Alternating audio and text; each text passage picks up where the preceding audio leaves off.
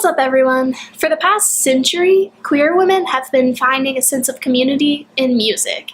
In the 1920s, we had Bulldaggers and the Blues. In the 1970s, we had Olivia Records putting out music for lesbian separatists. And to carry on the lesbian separatist trend, we got Mishfest in the early 2000s.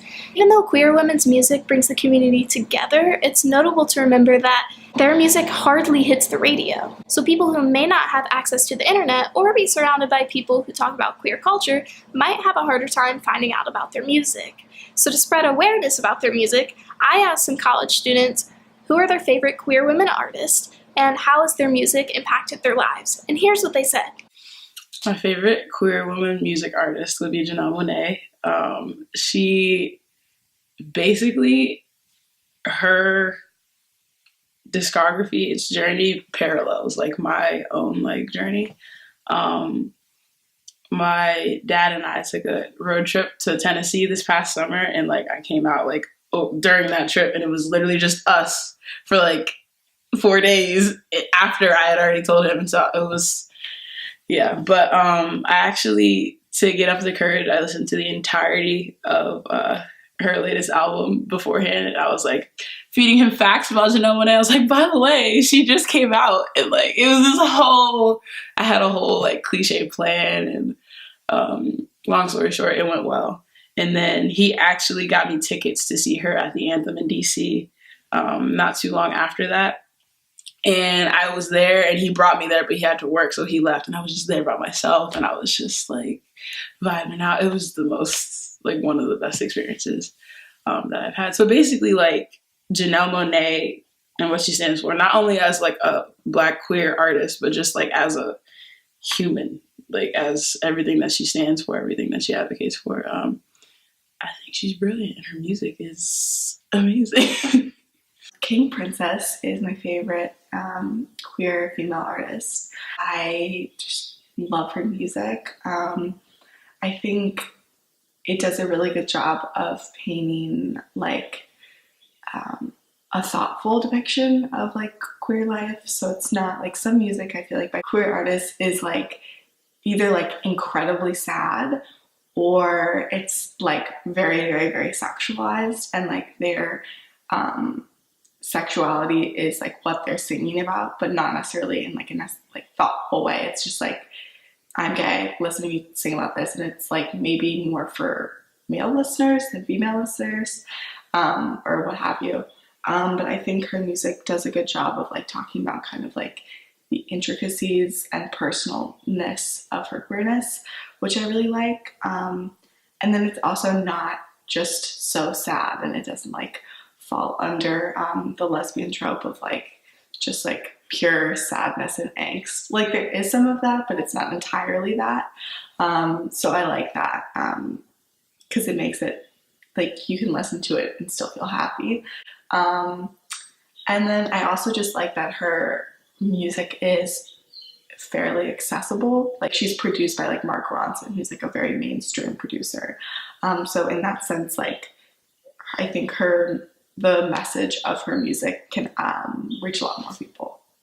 So my favorite queer woman artist is Girl in Red, and I think I only found out about her last summer because she was on a playlist that someone else made that they linked in their Instagram, and I was oh cool, I'll listen to this. And then my favorite song from that playlist was one of hers, the one where it's oh Hannah, I wanted to be your girlfriend or whatever. And I think I just started listening to her one EP on a repeat, and I was just how is this content so relatable? Just her song Girls, I just would listen to that constantly. And then I don't know, it just kind of became a thing. She hasn't released an actual album, but I have a playlist with all of her songs on it, and I'm just can't, I follow her on Instagram. I'm over here I've never found music that isn't generally in the emo genre of annoying, some of my annoying straight white men that I can actually relate to really strongly.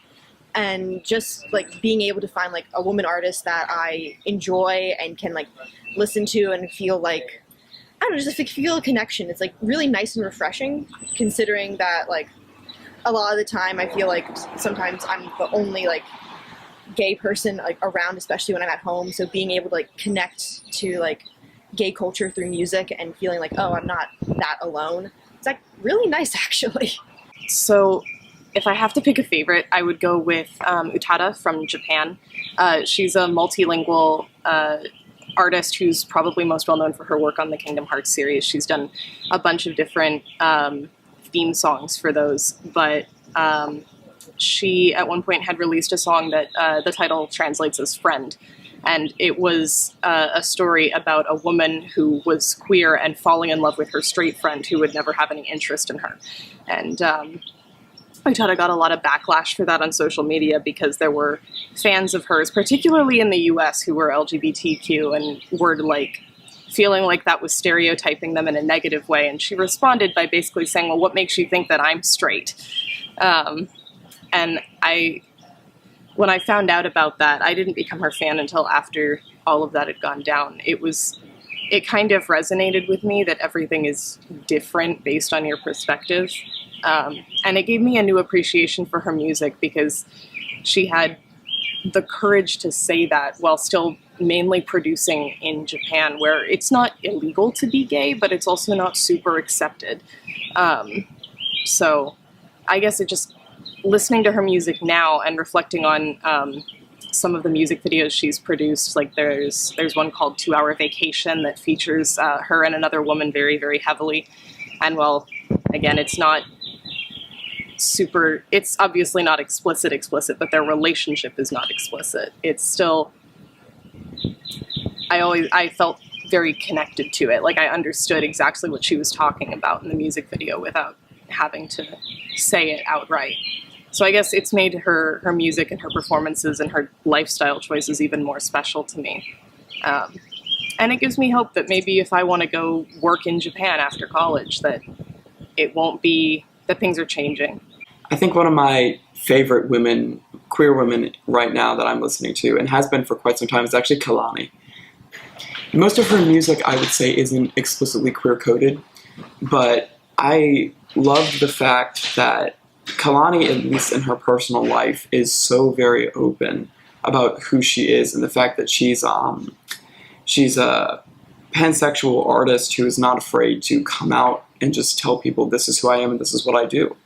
And I was so relieved to stumble upon someone like that because I feel like, yeah, it's 2019 at the moment, and we've got ever-increasing visibility.